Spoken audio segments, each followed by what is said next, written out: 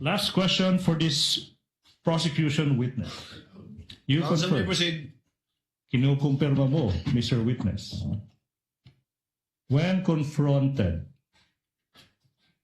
with the question whether she uttered those threats against the President, the First Lady, and the former Speaker of the House, the Vice President did not deny, and she confirmed she made those threats.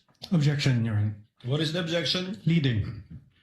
Witness may not answer. Counsel, kindly rephrase. It's your last question. Let's kindly rephrase. Okay, now, Mr. Witness, base sa video na yan, makikita mo ba, base sa video na yan, na yung Vice President, instead of denying, she confirmed that she made those threats. Objection, leading. I will withdraw the question. That's all for this witness, Your Honor, please. Thank you very much.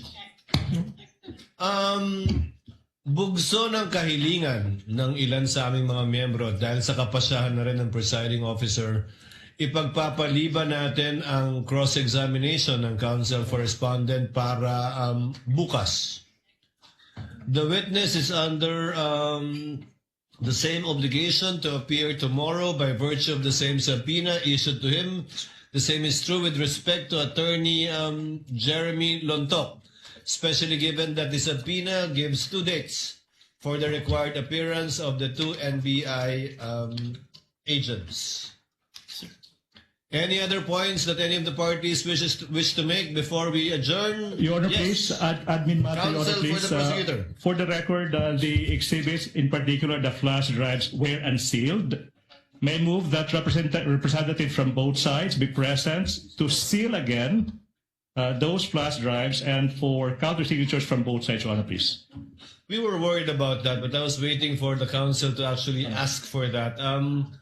When can we do this? Would some counsels for the parties wish to remain after Your we Honor. adjourn? Just so that we can sign and seal the USBs. Of course, Your Honor.